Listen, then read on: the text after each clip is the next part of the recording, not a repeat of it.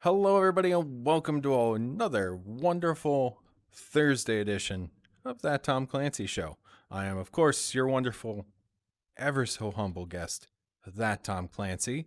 So, hey, everybody, hope you're all doing well. Uh, Up here in the garage, it's a little warm, just a bit, Nice to fan oneself off, or else we might get the vipers. I'm from the South. I'm allowed to say that. Also, I'm allowed to say it and I'm allowed to make fun of it because you know, reasons. So, how's everybody doing today? Welcome to the show. It's good to see you all here. Uh, I gesture over here at the virtual screen that you can't see. Maybe I should actually figure out how to get it put on this screen so I feel less like a liar.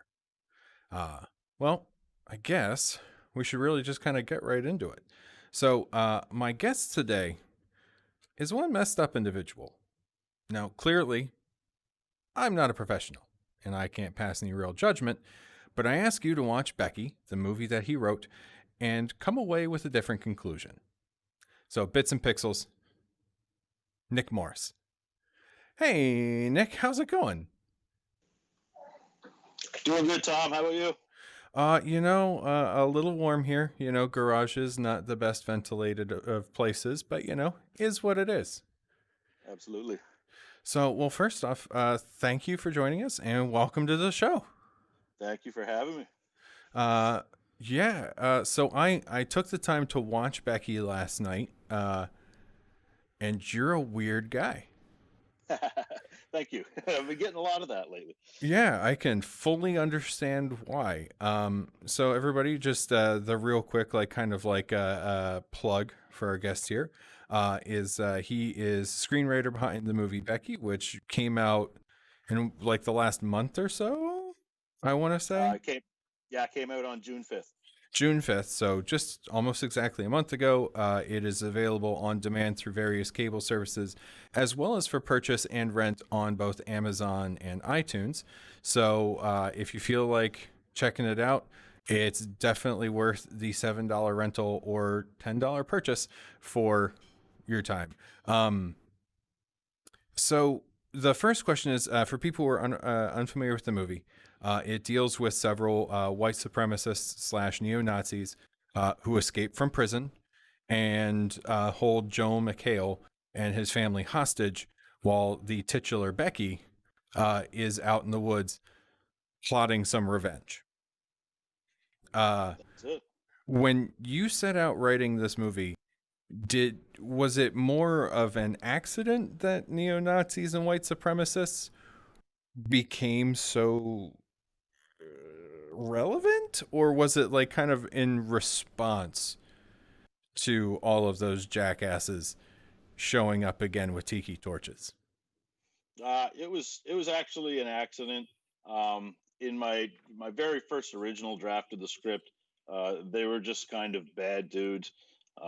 They didn't have any sort of discernible political leanings, I guess, if you will. Um, and uh, and that was one of the things that after I sold the script and I was contracted to do some rewrites on it. Um, they wanted to the producers wanted to see just a little more personality or flavor, I guess, as they called it, for the villains, and that was their suggestion. So that's what we did. We ran with it. Nice.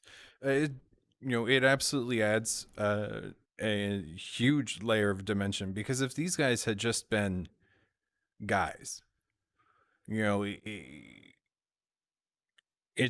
would, they're right, it probably wouldn't have really worked. Like, would it still have been an interesting movie to watch? Yes, but you make them significantly easier to hate when you slap a swastika on the back of Kevin James's head.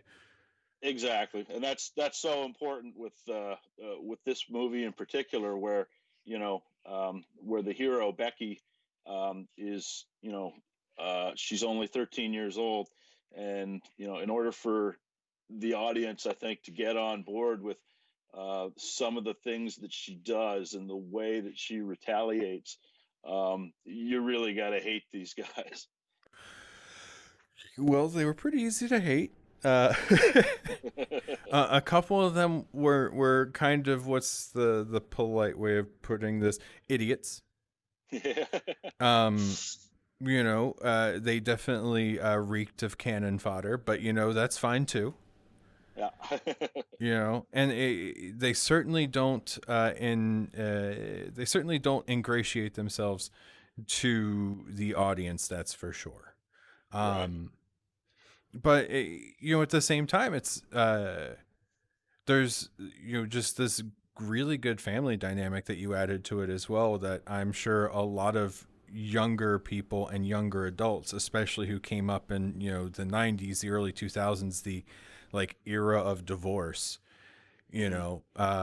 it trusted the main character, or Joel McHale didn't divorce his wife in this particular instance, but that whole idea of adding that romantic interest for the parent, is something that a lot of people can really kind of understand, and Yeah, for really, sure.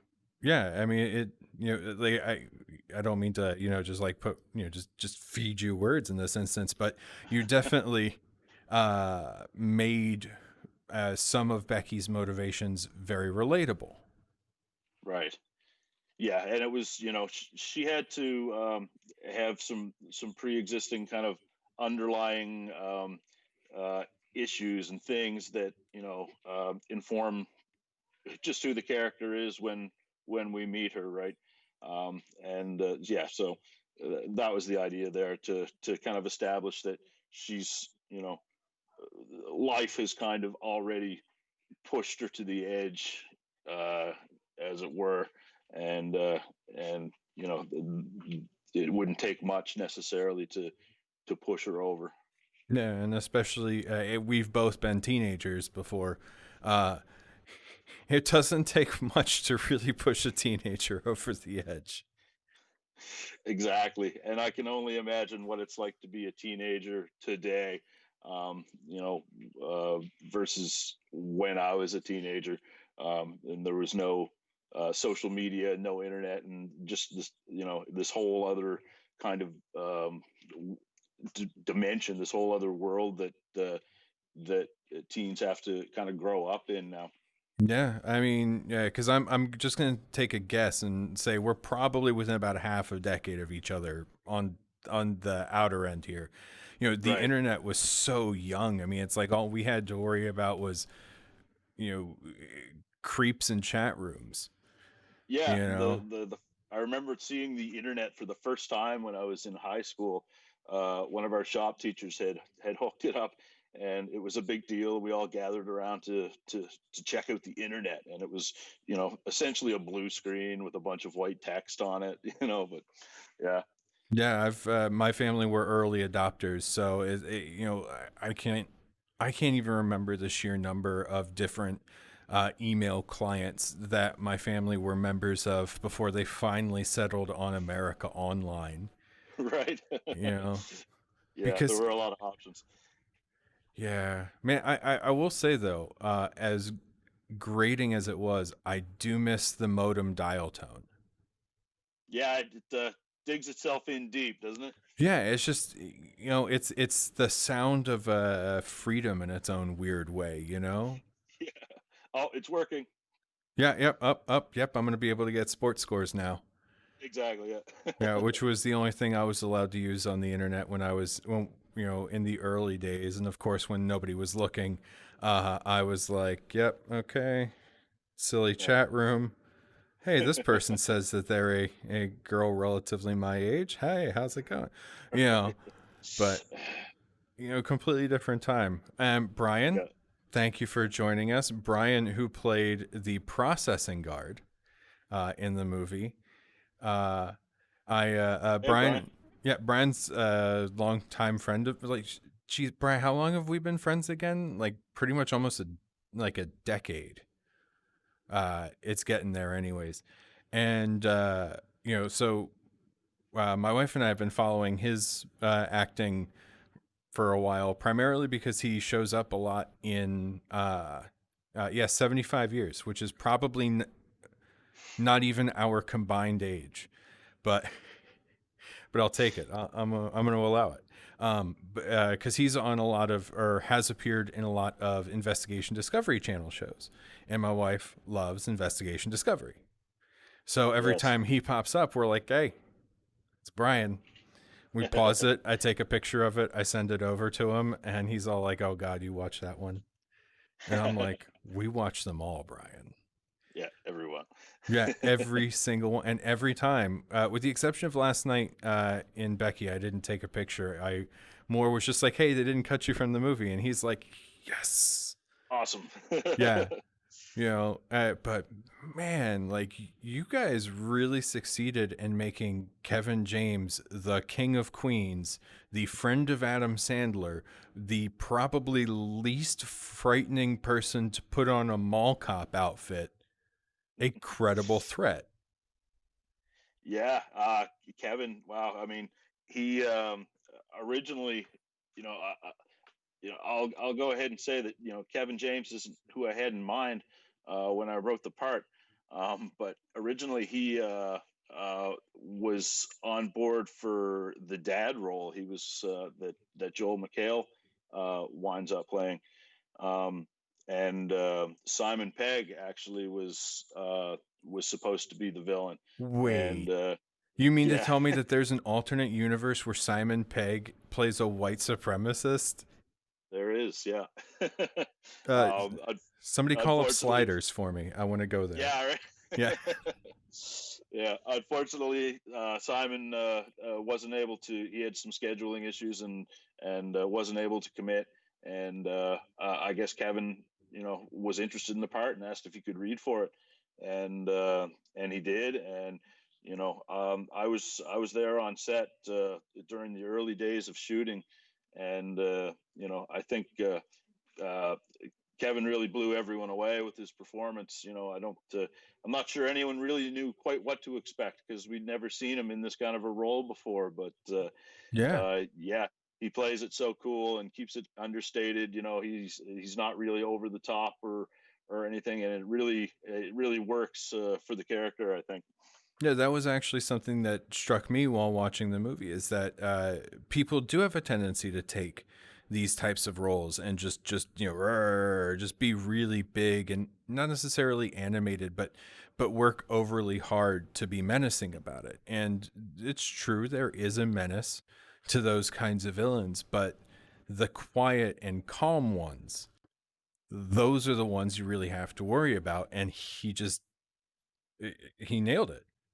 Yeah, and particularly in the scene where he first arrives at the house and claims to be looking for his dog, like you can almost, if you squint, you can almost see Doug Heffernan in there, right? You Yeah. know, you want to trust him and invite him in and offer him a drink, but you know, yeah, it's pretty cool to watch that transformation take place.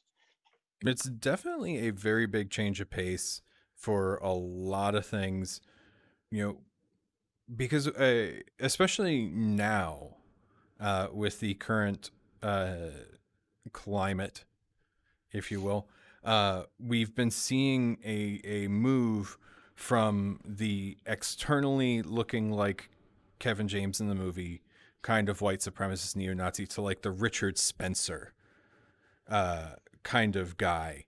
And you have uh, Kevin's character, whose name is eluding me right now, and I feel terrible about that, who's that in the middle character, where he has that very refined exterior and character, but he still has the trappings of that old school, I'm going to fly a Nazi flag and just beat you up for looking different kind of look to him. Right. Yeah. Almost as if you can kind of tell at a glance that he's sort of. Um, this is not new to him. He's risen through the ranks. He's got the tattoos to prove it, and he's kind of achieved a certain um, level of respect, I guess.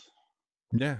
But at the same time, it's like because he is Kevin James, we want to think that he's Ed Norton in American History X. We want to think that Right. that these are tattoos of regret. Right. We want to Yeah. believe, Exactly. Yeah. and then he starts killing people.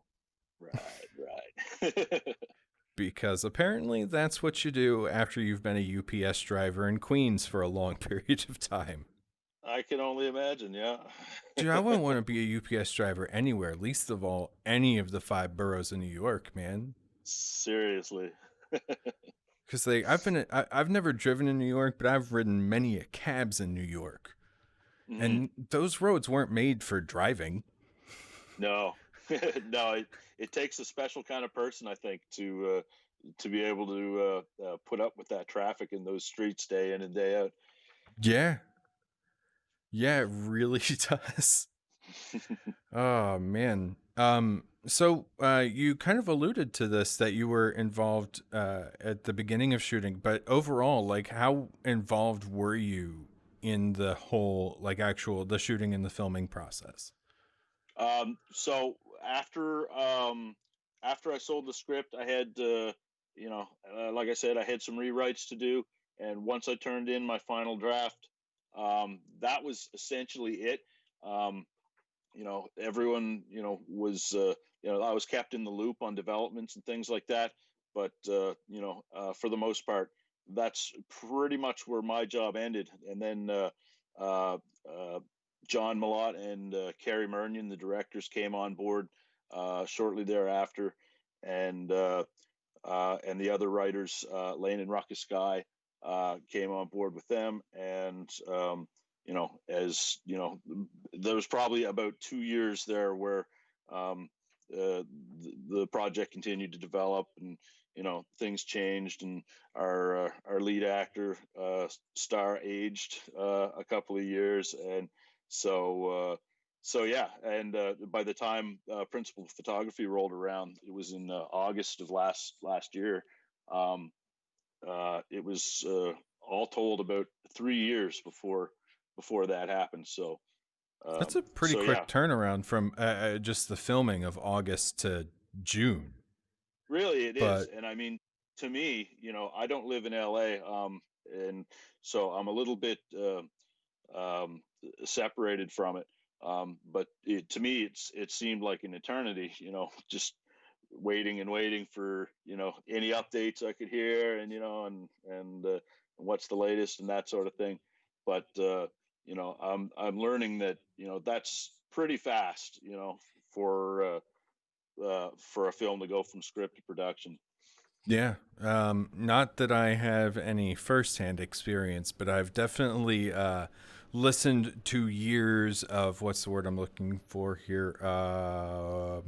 Bitching and moaning about how long it takes Hollywood to flip a script.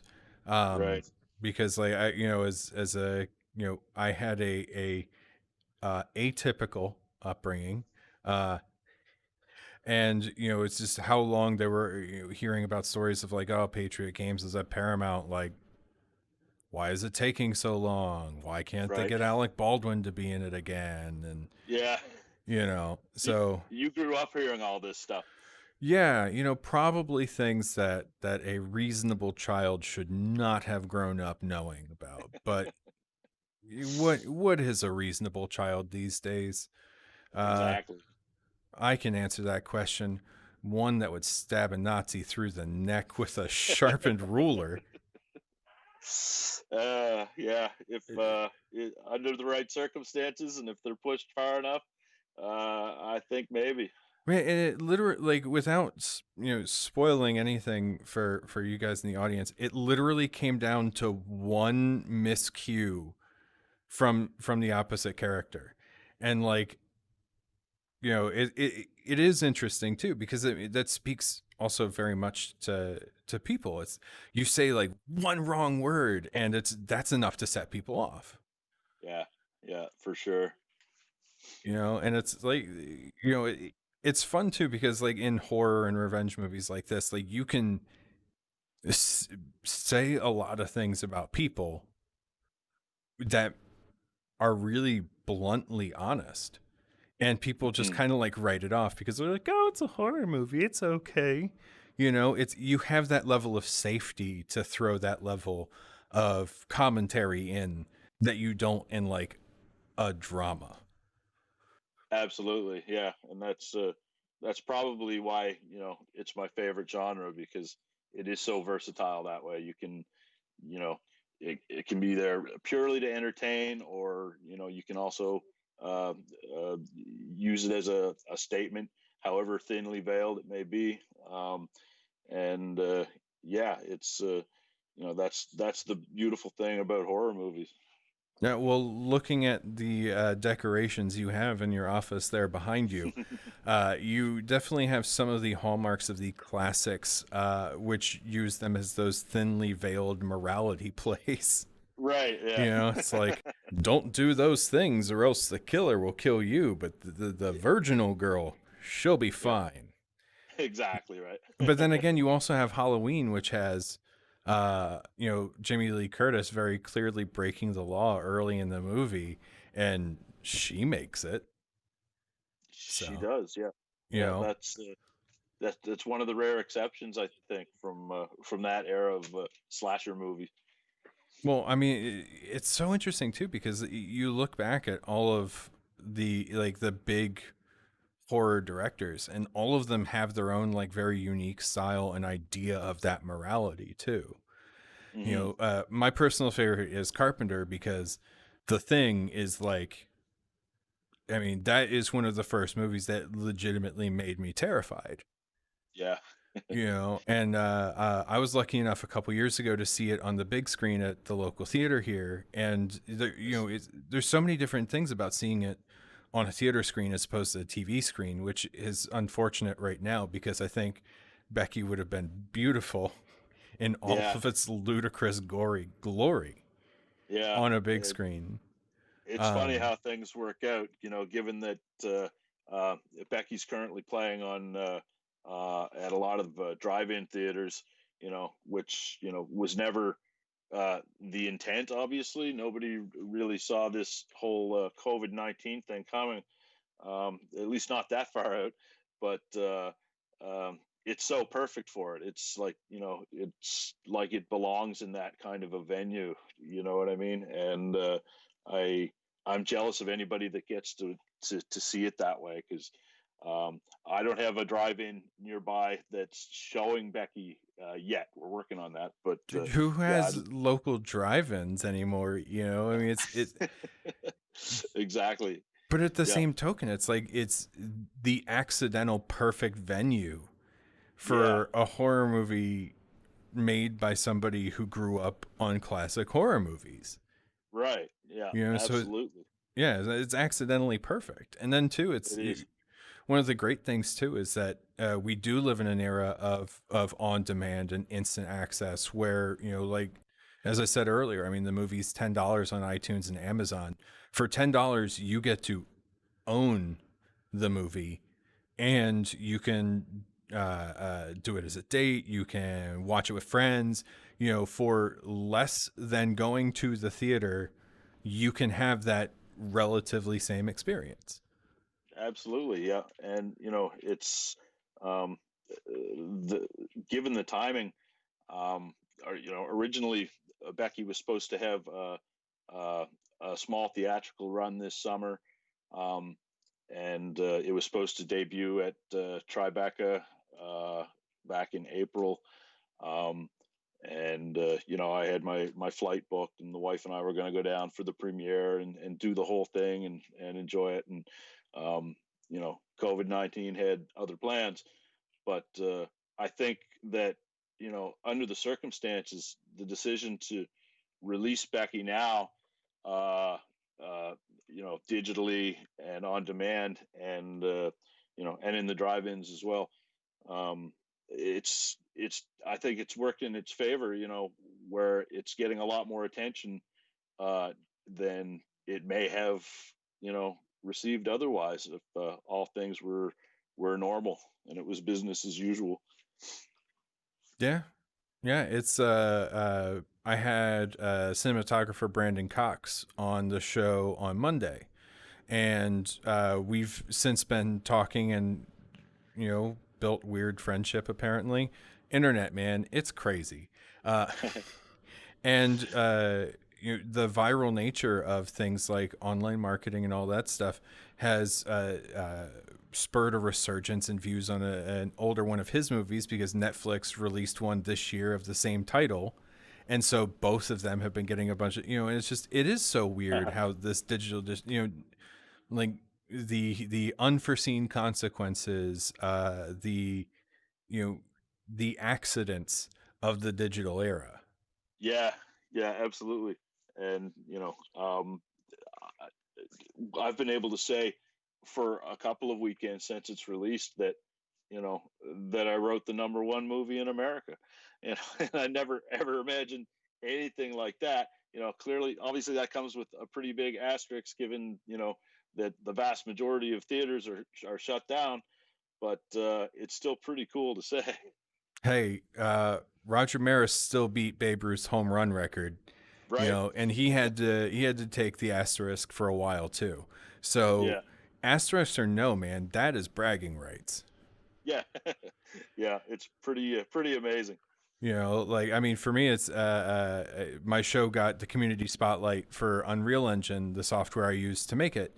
And it was only for a week, but like I was like joking with a friend. I was like, "Should I put this on my resume that I got this?" And he's like, "Yeah." Yeah, Yeah, he's yeah, like, "Who absolutely. cares? Do it." Like community spotlight, put it in there.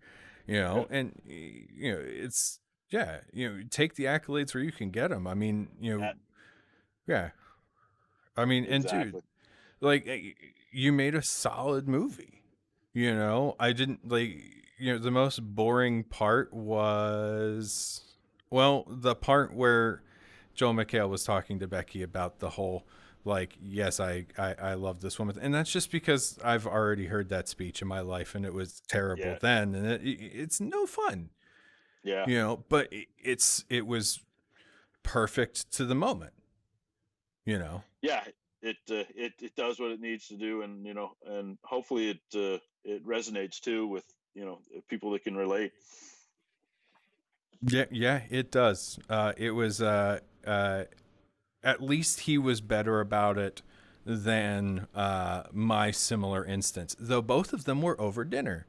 So, Yeah, hmm. always over dinner, Yeah, like that's gonna soften the blow somehow. yeah. Hey, you're enjoying this really good meal right now, or not, because you're having it with somebody you may or may not like. Hmm. So here, have this crazy news that's just going to completely change your worldview. Right. Parents, man, idiots. Yeah, come back and finish your dessert. No, the best time to do that would clearly be, when you're looking over the report card. Yes, Yeah, some B's, yeah. some C's. You could really do better. I'm engaged to that person over there. Yeah, Because then that at least, like, kind of, one, it shocks the kid into paying attention to what you're saying, and hmm. two, I love subverting expectations, and that would clearly be how I would do it. Yeah. It's like, Or like, or you always see it too, like at like baseball games or sporting events or some other happy thing. Like, do it at like something terrible, like a funeral. Like an uncle or whatever, and it's a terrible funeral. Yeah, I'm gonna miss them too. I'm engaged to the person over there. right. Yeah, Like, why are they here? Oh, because we're dating. Like, yeah. maybe I should write comedies. Maybe, yeah. What do you think, audience? Hit me up sometime. Yeah. Um, but yeah, so looking over at my list of things, I have moved it over that direction now so I can make it look like I'm still looking at you. Uh, the small hacks I've made to the show, which, oh no, now they know. Ah, Um, so what was kind of like, where did this movie come from? I know that's probably a question you've gotten like a billion times, and anybody who's ever written gets that question. Like, what's your inspiration? Where do you get your ideas from? Do you buy them from the Idea Factory? yeah, that's the thing about about ideas for movies. Um, you got to kind of um, of course you have to consider things that that you've seen that you've enjoyed, um, and and think about okay, how have how have I not seen this done? What's a different spin on this? You know, um, we've of course seen lots of revenge type revenge thrillers over the years. Um, but I couldn't think of any off, I couldn't think of anything like that uh, came from the perspective of a kid. Um, and if anything, they're kids are more emotional than adults are. So it seemed to me that you could kids could be pushed to that point too, right? And I'm a big fan of Home Alone, and I just started thinking about what if these were like really bad people that intended to harm, and you could take take that kind of setup and and Just run with it. do it and just run with it, and hard R rating, and go as crazy and over the top and violent with it as you wanted. That's And when I that was. was it. I was sorry. Yeah, no, it's fine because when you said Home Alone, it finally last night. Well, I was watching it. That's exactly what it reminded me of, and as soon as like the scene transitioned, I of course lost the thought. Um, but it did remind me very much, as you were saying, the R-rated Home Alone. Like, what if Hmm. Kevin, Home Alone too? Kevin's out for blood. You Yeah. know, like Yeah. like the Corridor Digital guys did that short where they made Home Alone R-rated. So like yeah, Right.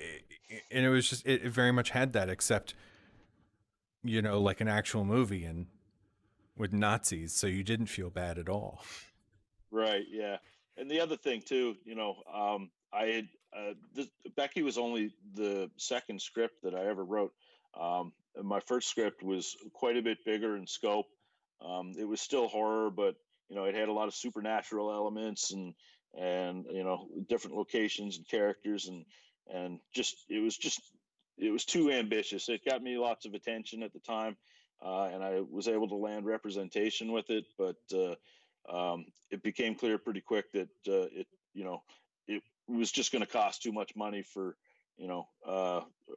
to get produced. So I had to think smaller, and so that's kind of where the idea for Becky came about, was to write something lower budget, more intimate, just kind of down to the basics. Yeah. Well, I mean, when you think about it too, horror movies do best in smaller settings almost.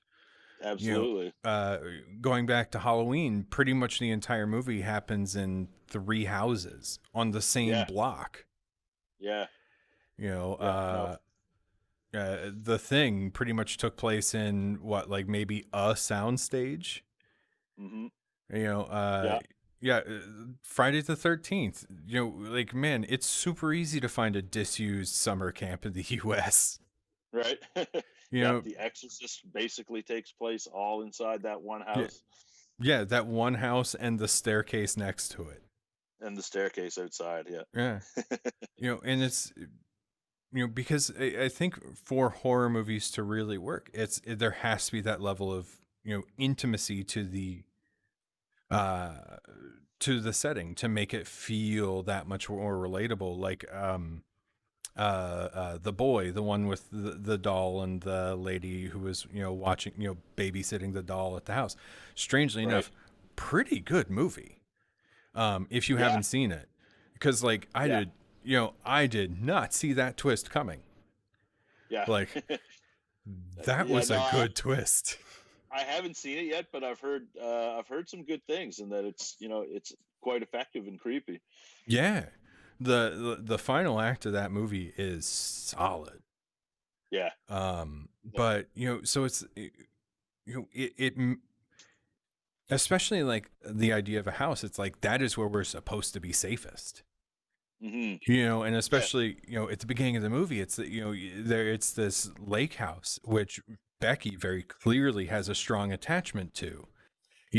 And like so that is her territory, and then it's Right. all like surprise Nazis, you know, Yeah. Yeah. Yeah. and And that's just kind of how life can blindside you sometimes, right? yeah.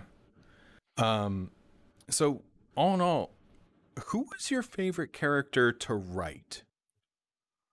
Um, hmm, that's tough. Probably Becky was my favorite character to write. Um, I mentioned earlier, she was originally younger than she is in the film, and a part of that was, you know, Lulu Wilson was the producers knew that they wanted her right out of the gate because she had already done some stuff like Annabelle Creation and Ouija Origin of Evil, and so she was already well on her way, to becoming the Scream Queen, I guess you could say. Um, but so but by the time production came around, she had aged a couple of years, and so the character needed to age up too. But it was she was definitely the most interesting character to write, um, because just coming at this sort of revenge story, this sort of material from that perspective, from the through the eyes of a kid, was something I hadn't seen before, and I have kids myself around that age, and it's it's interesting, just to watch the way that they process things, and the way that they view the world, right? Um, and yeah, that's definitely what made Becky the most interesting character to write, I think. All right, and I promise this is most likely the last writing question I'm going to ask here. Okay. Most likely. Um, so this movie is quite brutal. Yeah. Was that so, did you go into the huge gory details on paper on this one, or was that the kind of thing of like, oh, she was it the the production designers or the director and whatnot who kind of like you wrote down kills whoever with Right. board with nail it, in it, and it, then they go, oh, I have ideas, or did you really just like lay it out for them? uh, I really laid it out with the graphic, brutality. Some things definitely changed from from the beginning to the time of production, but that was always there. I always knew I wanted it to be really gruesome and over the top, and you know the uh, the practical effects, turned out so good. Carly Morris is the name of the artist that's responsible for some of the stuff you see in Becky, and wow, it works so well, on screen. I was really really thrilled with how a lot of that stuff turned out. Nice. Yeah, Yeah. it did turn out quite bloody. Yep. Uh, or as the Brits might say, it was a bloody gory film, mate. No, that was not even a god. I am so sorry you guys had to listen to that. Huh. It was a bloody gory film, mate. You know, as much time as I've spent with English people over the years, you'd think I'd be a little bit better at the accent. It's not bad. It's not bad. Yeah, I'm sure that somewhere there's an English friend of mine who's just like sitting back there and they're all like, Tom, Yeah, we expected better. yeah. Come on, man. I expected better, guys. Um, well, I don't think the only other thing I really have to say was OnStar was finally useful. Yeah. Uh, Right. I think that moment was that bit of just levity that we needed because Yeah. like and I'm just sitting there and I heard that and I was like, OnStar, you scamps, what are you doing here? Yeah. And it's just like it fine, yeah, and it's just yeah, the you didn't have a bit in that script, or at least in what we saw in the final cut, that didn't need to be there. Like everything had its own little purpose, and it was just like That's great technical writing right there. Yeah, and I credit Lane and Ruckus Sky with a lot of that, because they really kind of whipped the script into shape and tightened up a lot of things. But there are a lot of little moments like that, kind of sprinkled throughout the movie, that just just at least start to break the tension, and it keeps the tone a little bit lighter than it definitely could have been, and makes it a little more fun to watch, I think. I also appreciated that she had a dinosaur lunchbox tin, which, as a dinosaur nerd myself, I was like, I get this, kid. Nice. Yeah. Well, that I think is it for my questions. Audience, if any of you guys have any questions, real quick, before I get to my 5 questions, feel free to throw them up in chat. I will more than happily relay them along. Other than that, I mean, it's just it was. I had a lot of fun watching that movie. I was because we've been talking off and on for the last like week 2 weeks now, getting this set up for today. Yeah. And I told you the other day, it's like, hey, I'm gonna watch your movie, and I'll probably message you throughout the while I'm doing it. And I think I sent you one message because I was I was utterly enjoying my experience. So, uh, Awesome. Brian says he doesn't have a question, but Canada represent, and I'm just okay. Happy belated Canada Day, Brian. Um, you know, let's just remember who invaded who here in the War of 1812. Right. America number one in some bad things. But dude, honestly, I didn't even know that. Like, when I went to Montreal for the first time back in 2013, and Okay. I saw, because it was the 200th anniversary or just about for the War of 1812, and I started seeing it in like all of the coins and things, and I'm like, why are you guys celebrating us beating the English? And yeah, they don't teach the part in our schools where we invaded you.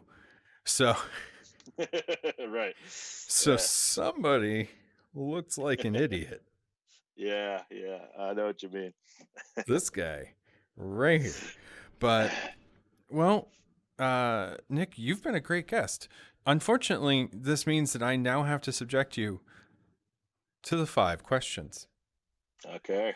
So, for everybody who's just joining us now who does not know about the 5 questions, these 5 questions are 5 questions that I ask of my guests that have pretty much absolutely nothing to do with anything we've talked about previously. It's kind of a way for me to just secretly judge them without really actively judging them based on their answers to these ridiculous questions. I almost ran you some themed questions this time. I was looking it up for like evil children, um, because I thought that would make for a fun theme. And then I got really depressed by seeing all of these actual evil children and decided to ask you different questions instead. Okay. So, question number 1: if you could be any planet, which planet would you be? Hmm. Wow. I guess I'm gonna have to go with Earth on that one. All of the other planets just seem really volatile, and or at least amongst the planets we know of in our solar system, Earth is definitely the most chill. So that would be me, I think. I think if you want to go with most chill, I think Neptune would probably be Literally, yes. the literal answer there, if only because Right. Pluto is a dwarf planet. Alas, poor Exactly. Pluto. Um, Yes. Is that's Pluto a planet still? nope, dwarf planet.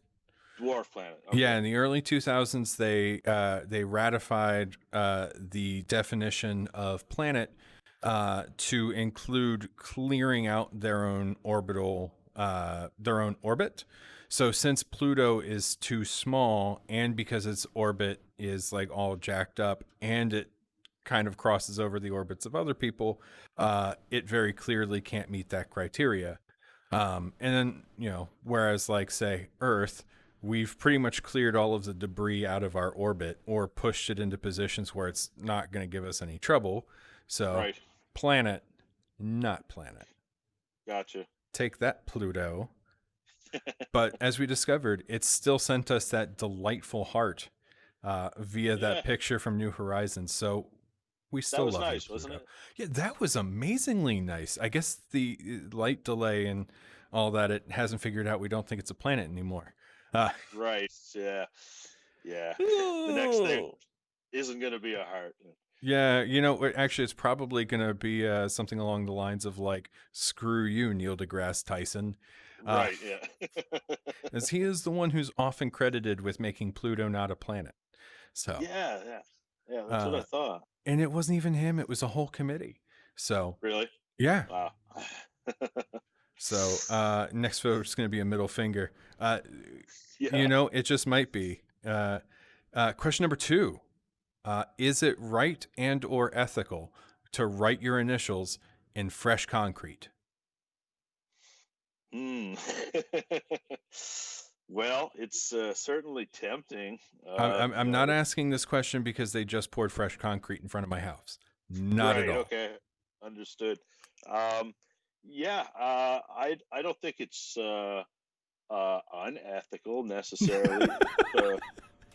Especially if you do it right in front of your own house. I mean, that's probably better than just randomly, out on the street somewhere. Um, yeah, I'm gonna go with go for Okay. All right. it. Solid answer. Solid. I love enabling answers. Uh, Yeah. question number 3. Nissan or Aston Martin? Um, Aston Martin in a perfect world. Nissan in this world. I like the answer you finally arrived on. And I would continue with Nissan in the perfect world too, Would you? because of the GTR. Yeah. Okay. Look, Well, man, look. Aston Martins are pretty. Don't get me wrong, but the right. GTR is pretty, and you can drive it every day. That's true. Yeah. So Absolutely. that and it hurt Jeremy Clarkson. Uh, look, man, I love Top Gear, but that guy's an asshole. Yeah. I watch it for James May and Richard Hammond. Yeah. Yeah. Yeah. Question number 4. This is actually a recycled question, but it's a very good one, Okay. especially for you. The one car to finally beat Clarkson. Yeah, it did, and it was hilarious. In Japan, too. Which filmmaker, alive or dead, would you most want to work with? Wow. Carpenter is way, way up on that list for sure. Um, uh, Part of me would definitely want to work with Stanley Kubrick, um, because he's a genius, but I don't think working with Kubrick would have been a lot of fun. By all accounts, he was, uh, you know, pretty tough to deal with. Um, I'm pretty so sure I can tell you how that one would go. You'd hand him your script, and he'd be like, "This is great," and you would never hear from him again. And he right, would yeah, completely rewrite it, leave your name on yeah, the script, and then the movie would come out like 10 years later. yeah, yeah, exactly. Yeah, geez, John Carpenter, Sam Raimi, I think would be a lot of fun to work with. Ooh, Um, that's a great answer. yeah, and I'm a big Star Wars guy, so I'll say George Lucas too. Nice. Yeah, Yeah. Uh, yeah, man. I tell you, Raimi would probably be a gas to work with because that's a dude right. who loves his job. Yeah, yeah, yeah. And I remember reading Bruce Campbell's first book years ago when it was released, and focused in large part on the production of the first Evil Dead, and you know, god damn, it just sounded like a lot of fun.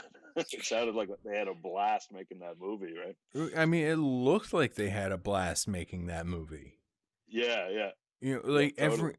all of the Evil Dead Army of Darkness films, like those are just, especially Army of Darkness. Yeah, Like you can't tell me that the guys who were working on that movie weren't constantly looking at the pages they were shooting and going, "How did we get studio approval for this?" I know, You right? I Yeah, actually, I just saw. Well, I've seen that movie before, but I got a chance to see it at a midnight show at my local theater um, last year, right around like their lead up to Halloween. They do all of these like old horror movies at midnight, which they're of nice. course probably not going to do this year. Right. But getting a chance to see Halloween on the big screen, Army of Darkness, Yeah, they did Alien and Aliens in April and May, so like I finally got a chance, awesome. like, dude, yeah. And I don't care if it's just like the Blu-ray and a projector. It's like Oh yeah, it's the environment, yeah, it's yeah. the bucket of popcorn and the soda. Totally, absolutely. We get the odd what do they call them, like flashback screenings, through our major chain here, and whenever possible, I try and go, especially stuff that had such an impact on me as a kid. I took my son to see Back to the Future last year, Ooh. and uh, take we've seen the original Superman, at the theater, and that one's it's long, and so I think my son was 6 when I took him to see that, so it was a bit of a grind to get him to sit still, but by all accounts he enjoyed it. So Yeah, it's well, I mean, movies like when we were kids too were just completely stylistically different from today. yes, Like I'm not gonna lie and say that like when I was 6 years old, I was some amazingly patient moviegoer. right, But at the same time, I feel like I was, yeah, because I remember sitting through Who Framed Roger Rabbit, when I was, whatever age I was at the time, which hmm, horrifying movie as a kid, uh, yeah, but so good. So, yeah, God, if that yeah. ever showed up again, I'd do that. Yeah, it's been a long time since I've seen that one, man. I need to introduce that one to the kids and traumatize them in the same way, I think. I think that is It's, you're doing some great work there with that one. I recently subjected them to Temple of Doom, uh, Ooh, because ooh. yeah, that one definitely gave me nightmares as a kid. So it's almost like a rite of passage, I think. Yeah, that my dad did similar things to me when I was a kid. He showed me Jaws at 5.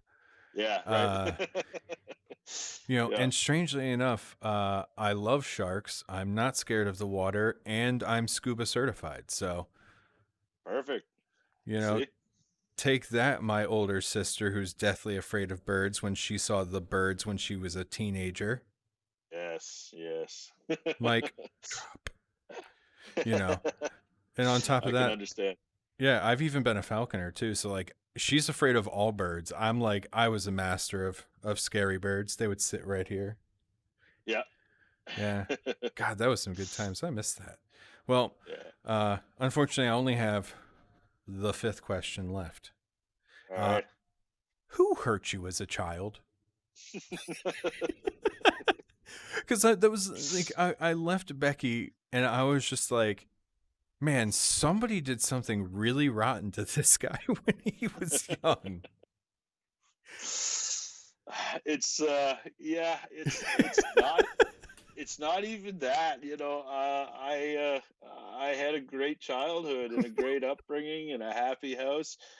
Of Um course you and did. I guess, uh, there's, there were a lot of horror movies in there too, so that may have had an impact, but um yeah, just thinking about uh, how crazy I could get if uh, something threatened that happy house and that happy home life. You know, that's uh, maybe in subconsciously inspired me to write this story. But yeah, no, I don't have any deep-seated traumas that I was working out with Becky or anything like that. Okay. I had to ask that question. I passed that question along to another friend of mine, and he was all like, dude, I think that one might be a little rude. And I was like, wait a second. And I sent No, him the trailer for Becky, and he was like, oh, that question makes so much more sense now. Gotcha. Yeah. Yeah. No, I get it, man, and it's not the first time I've been asked either. But yeah, it's you know, it's I always enjoyed that stuff, right? Yeah. And basically, I try to write something that that I would really want to watch and maybe rewatch over and over again that doesn't exist yet.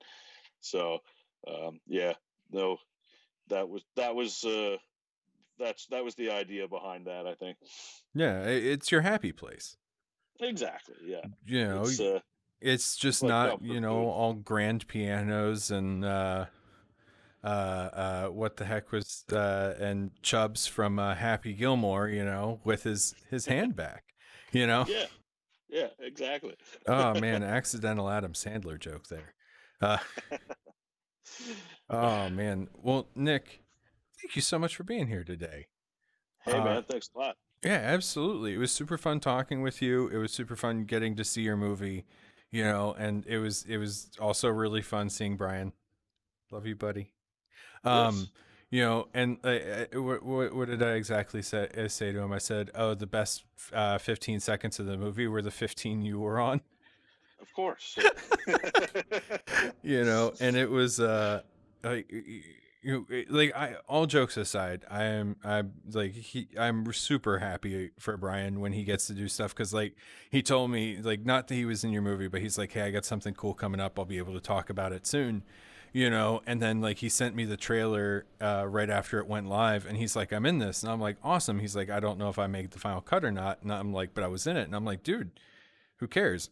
Resume, awesome, Yeah. you Yeah. know.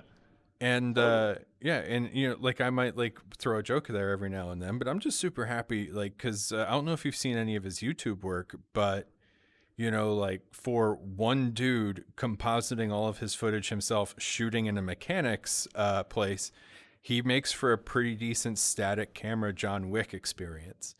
Yeah. You know, Cool. so yeah, you should check out his YouTube channel. I'm sure he'd love to tell you about it. So He's the best damn processing guard I've ever seen, too. So. yeah, he might be the only processing guard I've ever. No, that's not true at all. I've seen way too many shows with like prison stuff. Like I watched Oh, yeah. Oz throughout all of high school. So, Yeah. you know, McManus. Uh, Yeah. dude, man, if you could have gotten J.K. Simmons, Oh, dude. Right? yeah, God, that would have been awesome. Although I will say though that I think Apex was probably my favorite character of the movie. Yeah. Yeah. You know, Yeah. He was another cool one to write. yeah, that is a big honking dude. Yeah. He's a monster. Uh, he's um, he's a fellow Atlantic Canadian, um, and a former WWE superstar. No Um, joke. I remember him yeah. like the only thing I recognize his face, and I IMDb'd it, and he was the one of the Russians from Pacific Rim, and I was like, Yes. oh yeah. I wish he talked because I wanted to learn more about them because they looked awesome. Yeah. Right. And I Yeah. can understand why they didn't want the Atlantic Canadian speaking in a Russian accent, but Right. you Yeah. know, Yeah. but He was yeah. also a prisoner in Deadpool too. Oh, word! I love that movie. Yeah. Yeah. I love my favorite part is they did that slight homage to the Uncanny X Force outfit Yeah. of Deadpool because Yeah. Remender's Uncanny X Force is like the best run of Yeah. comics. Like if Yeah. I ever get Absolutely. Rick Remender, if you're watching this, I know you're not, but if you are, like I just want to talk to you about Uncanny X Force. I will just talk about that. I could probably just talk about the first page of the Unkillable Kill. Yeah. You know, Yeah. For sure. but well, unfortunately, though, it is time. So before we Ah, go, Nick, if you would be so kind as to tell everybody where they can find you on the internets, not your home yeah. address, that would be creepy. Right. Yeah. No, we won't do that. I'm at Nick Morris Horror on Instagram and Nick B Morris on Twitter. Awesome. Well, Yeah. again, thank you so much for joining us and taking some time. With a just slight nod of your head, would you be able to say if you're working on another movie right now? Yes, most Okay. definitely. Wow, he threw words with the head nod there. Yeah, yeah. He's a good guy. Not so good with the directions, but good guy. Right. No. Well, I'm going to change the camera angles here in just a moment, but it was wonderful having you. Stay in touch. Next movie, we'll have you right back there in the seat. Awesome. Thanks a lot, Tom. It was fun. Absolutely. See you soon. And then, Cheers. everybody else, thank you again so much for joining us. It's always wonderful having you here and getting an opportunity to share my loves and likes with all of you guys. Nova, you have terrible timing, but it's wonderful to see you. Thank you for being here. Real quick, tomorrow is gonna be a crazy day. I'll get into all of it in just a moment. But at 5 p.m. tomorrow, right here on the channel, we're gonna have voice and performance actor Earl Balon. You might know him from his work in the recent Tomb Raider games, and he seems like a pretty cool dude. That one's all Brian's doing. Sunday, we also have finally Sonia Alexander, 4 p.m. Eastern Time. We've had to reschedule because just life sucks in 2020. And tomorrow, we have a very special live stream at 1 p.m. Eastern. I'm going to be hosting the first ever Pig Awards for hashtag Pitch a Game. It's going to be a big crazy to do.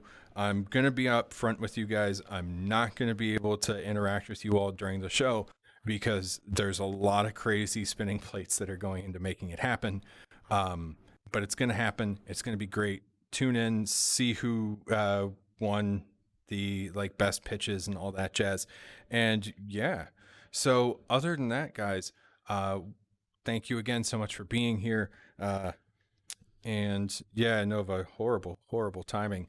But, now you know, schedule. I'll put it somewhere. I don't have a graphic, unfortunately. People who watch on YouTube, thank you so much for watching. Please hit that like and subscribe button. Really helps the channel. Yada, yada, yada. You hear it from everybody. But now you get to hear it from me. And everybody at YouTube, on Twitch watching live, thanks again for showing up for today's episode of That Tom Clancy Show. And just remember, drink your water, wear your masks, because I want to go to Super Mario Land. And I'll see you all next time on That Tom Clancy Show.